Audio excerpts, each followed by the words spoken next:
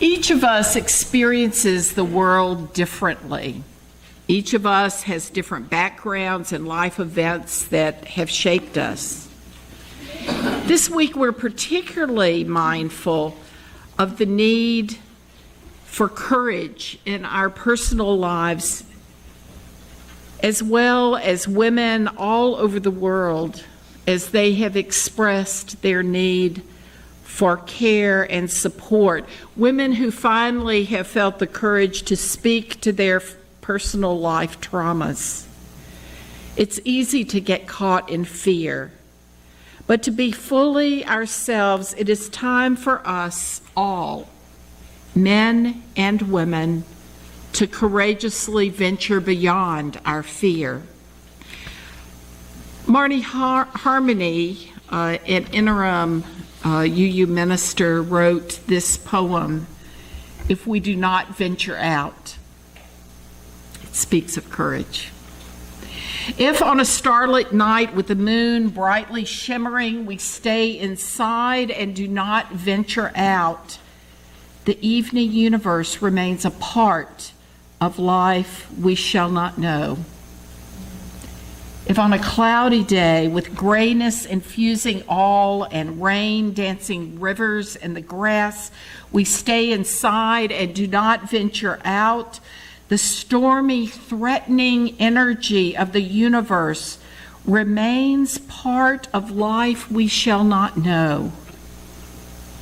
If on a frosty morning, dreading the chilling air before sunrise, we stay inside and do not venture out, the awesome cold, quiet, and stillness of the dawn universe remains a part of life we shall not know. If throughout these grace-filled, given days of ours, surrounded as we are by green life and brown death, hot pink joy and cold gray pain, and miracles, always miracles. If we stay inside ourselves and do not venture out, then the fullness of the universe shall be unknown to us, and our locked hearts shall never feel the rush of worship. And so, in the silence we now share, may we listen deeply for that still and small but brave and bold voice within that calls us to risk and reach, to open and emerge, to venture out into the newness waiting to be known.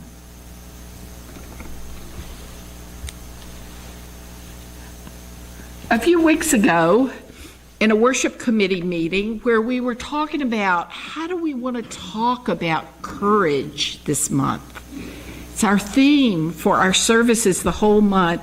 And Linda Law, bless you, suggested the focus for this morning. When we were thinking about courage, she said, so what are the moments, or something like this, I'm not quoting you verbatim, what are the moments or events when we couldn't not do something?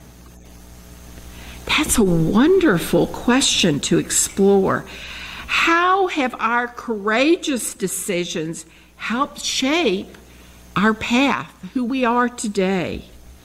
Sometimes courageous events help us decide that we want to be a different kind of person, or we want to take a new path for ourselves, or perhaps it means that we want to stand up to speak in moments when our ethical beliefs could not be silenced. And the reality is, most of us don't think of ourselves as courageous, or we don't want to seem ego-driven to pat ourselves on the back.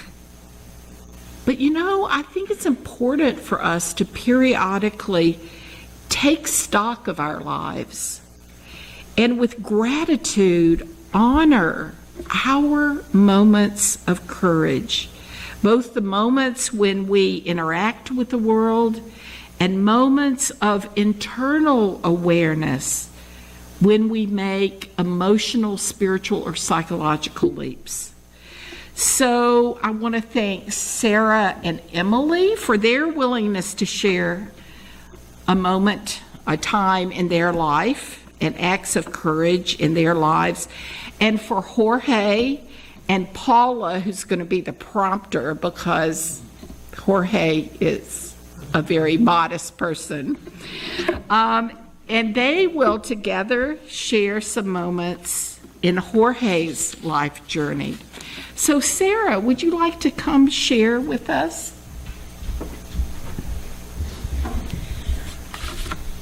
When I was asked to recall something that required courage, I immediately recalled a speech I had given before the county council I served on for 18 years back in Illinois. The county I served was mostly rural, but leaned ever so slightly left because of the unionized steel mill in its largest town. If there was one issue that didn't reflect a liberal bent, it was gun control. While Illinois has some of the strongest gun control laws in the country and was the last state to enact a concealed carry law, that only happened when it was forced by the courts. After the court decision, the state legislature let us know we could, on a county level, preempt some aspects of the concealed carry law they were forced to pass. The council I served on was not so inclined. There was a big gun manufacturer in the next county. Those tough steel mill workers liked their guns and the NRA. Plus, hunting was very popular. I was a lone advocate for limiting the concealed carry law as much as we could, and I felt compelled to speak out forcefully, no matter the consequences. I was advised by fellow office holders to just accept what was happening. It was not too long after Sandy Hook or one of those other ghastly shooting incidents, I'm not sure which one, that fueled my passion for gun control and my courage.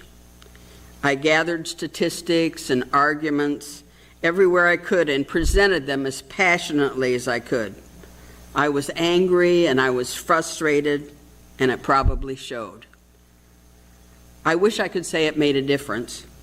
It didn't seem to change minds, though, and the concealed carry law was pretty much accepted as is in my county. I maybe got a few fewer votes the next time around, but I felt good that I spoke up for what I believed in. I was true to myself. Maybe someone will remember next time.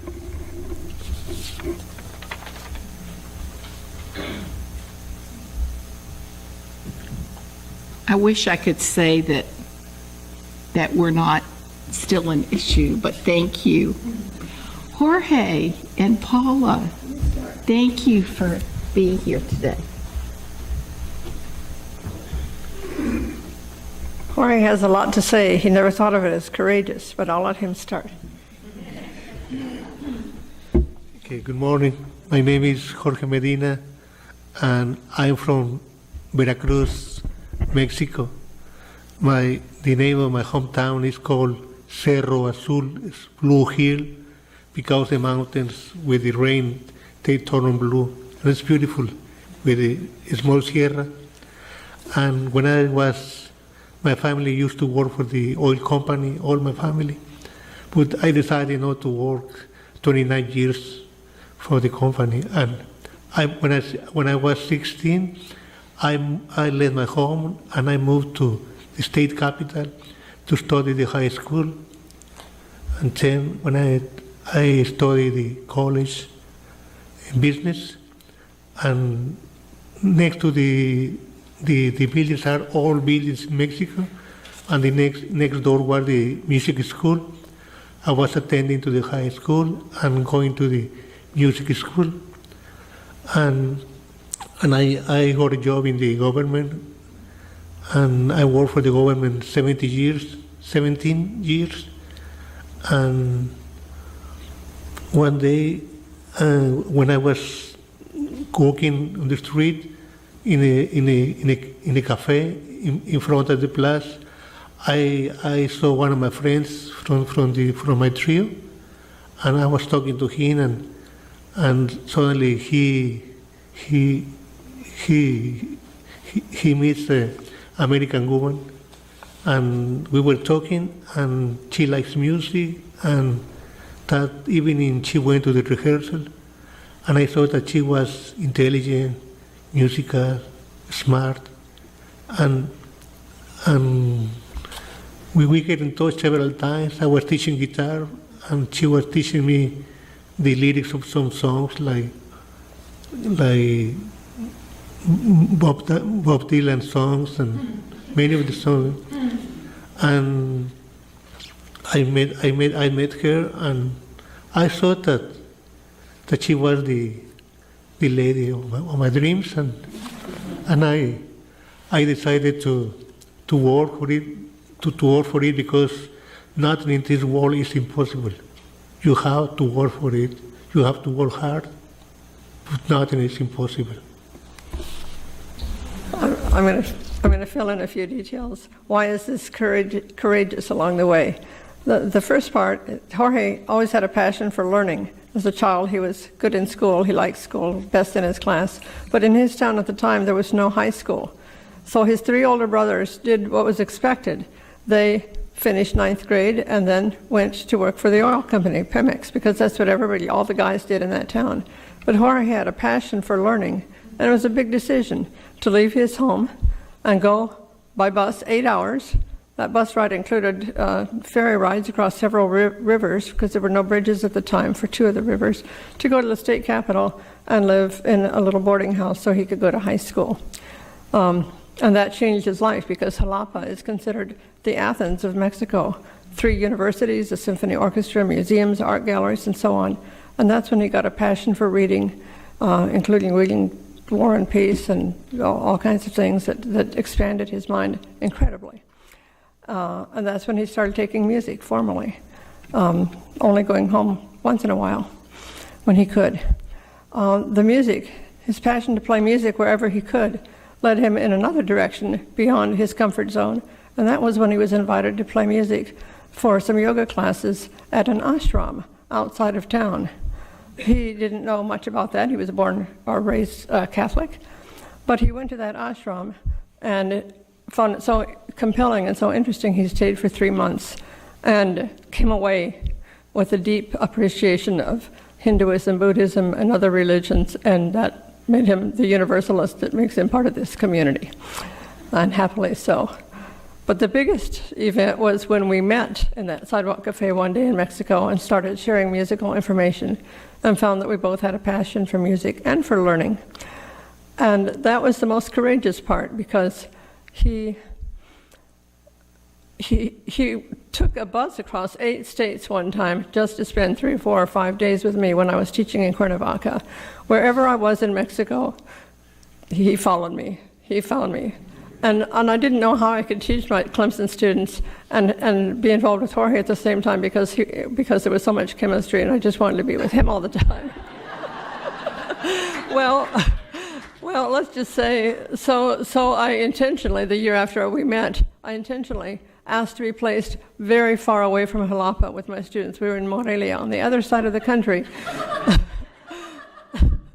But I missed him, and he came, and that was, it's a long story, but suffice it to say, he eventually got a visa that involved 7 trips to the consulate, standing in the rain, spending all night in the bus station to get in line 5 a.m., only to find out it was Veterans Day or something like that, and they were closed that day.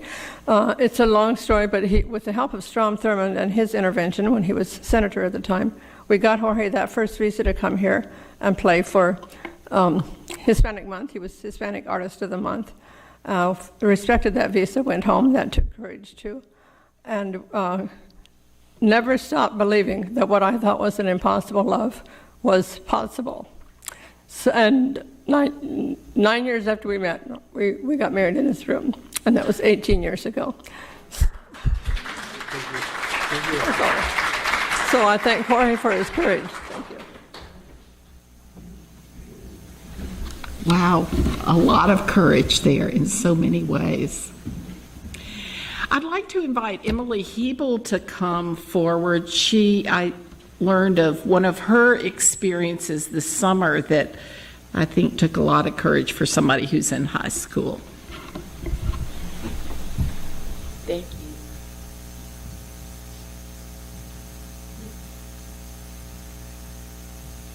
Feel short. You can pull that out. I rarely feel short. I'm taller than my mother. I don't usually feel short. Love you. For the majority of my life, sexism was an evil that was fought from a distance and from a place of acquired privilege.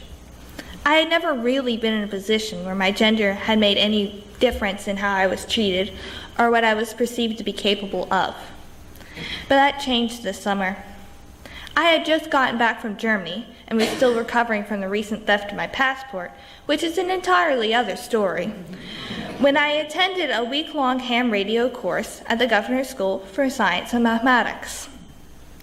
Almost immediately I felt singular, as the only girl in the class of 4 with a male teacher and a guy full-time student assistant. My only fellow female was the part-time student assistant, who was rarely present. The situation in itself was uncomfortable but tolerable. It was the teacher who made it intolerable. Not only was he openly homophobic and occasionally racist, he talked about punching transgender people in bathrooms with pride, declared that global warming was a hoax set up by the government in the Governor's School for Science and Mathematics, and was incredibly sexist. The worst part was, every one of my classmates agreed with him. Now, as a UU who had grown up in a liberal household, to say I was shocked was an understatement. I was horrified. He made jokes about how soon I would get married, and he let the other students tease me. But when they were treated the exact same way, he gave us a lecture on how we were being disrespectful. He was baffled on why I didn't appreciate being compared with Vanna White, because she was really pretty, and I shouldn't worry about other things. He was talking about forms when he started to tease me about how I would have to fill out other forms when I got married and changed my name. I informed him that boys were just as capable of changing their names as girls. He was shocked at my declaration and went on a rant about how even hyphenated names were ridiculous. At one point, he tried to force the girl student assistant into dancing with him while my classmates cheered him on. She managed to slip away, but I sat there, sick to my stomach. Throughout the week, he made me feel inferior, as though I didn't deserve my spot in the class, and I wasn't as hardworking or intelligent as the boys, even though I had applied and been accepted through the same system. So I made a point of doing just as well, and occasionally better than my classmates. He would always insisted that the boys open doors for me, and I made a point of letting myself in and out. He insisted the boys carry the heaviest objects, and I made a point of picking up the heaviest one. Over the entire course of the week, I felt more targeted and more of a source of entertainment than an equal peer. At the end of the week, 3 male friends of our teacher came to test us for the licenses we were supposed to get by the end of the week.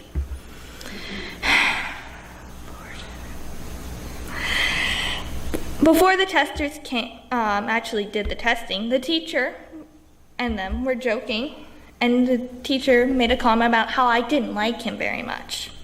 Everyone laughed. I said, I would be more inclined toward liking you if you would stop teasing me. Everyone laughed as he said, oh, but you like being teased. I was shaking at rage at this point and feeling frankly powerless at this point. And as the entire room laughed at me, I said, I don't. I really don't. My teacher then said, oh, you just think that. but you do. I was too outraged to speak after that, and just sat there open-mouthed as the room laughed even harder at me. Today is about courage, but I am not the courageous one. The people who are truly brave are the women who work under those conditions every day and continue to excel in their field of science or mathematics. I couldn't handle a week of this without throwing a marker at someone's head, and I was laughed at for my trouble. We tend to associate bravery with fighting huge monsters or triumphant charges into battle, but bravery is rarely that glorious. It is, however, often just carrying on and speaking out when circumstances are actively working against you.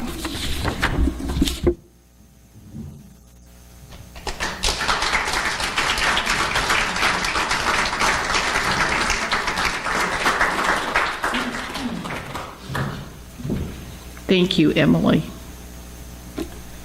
I think none of us know what to say, and it confronts us with the reality of what we've been dealing with in our society. So, in this week, as the news has revolved around how women are treated, I realized, as we consider our topics for our social justice series this year, I mean, we really need to talk about how women, young people, how do we talk about bullying? How do we talk about the way women are treated?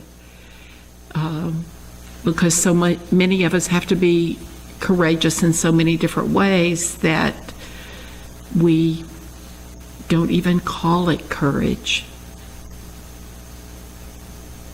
And I think that each of us has amazing moments of bravery and courage in our lives, and it's time for us to honor those.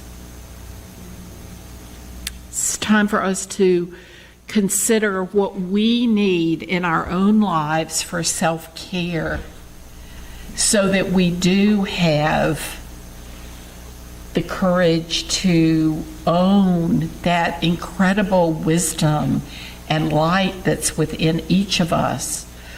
Whether we have the courage to come to this country and leave our family and our culture behind, whether we speak up against power, whether we speak up to issues that are important to us.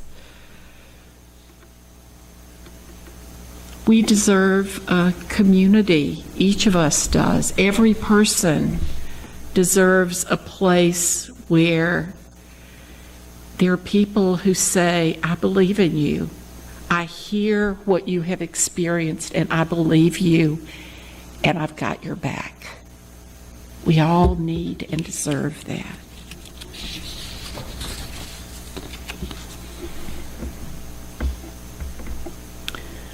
One of the readings that I selected this morning was a prayer for patience. I don't feel very patient this morning. We need and deserve to have our courage honored. Donna Markova wrote, I will not die an unlived life. And that's really what we're talking about this morning, is how do we live the life we deserve to be able to live? She wrote, I will not die an unlived life. I will not live in fear of falling or catching fire. I choose to inhabit my days, to allow my living to open me, to make me less afraid, more accessible, to loosen my heart until it becomes a wing, a torch, a promise. I choose to risk my significance, to live so that which came to me as seed goes to next to blossom, and that which came to me as blossom goes on as fruit.